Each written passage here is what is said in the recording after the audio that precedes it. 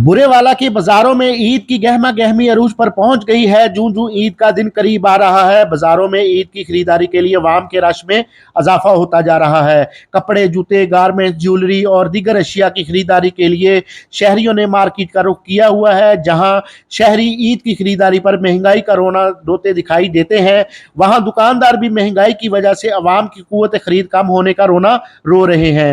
ईद का जो सीज़न है इस दफ़ा आया, रमज़ान पे आया, वो लोगों के खाने पीने के जो अखराजात हैं वो महंगाई की शरह इतनी बढ़ गई कि वो ही नहीं पूरे हो रहे।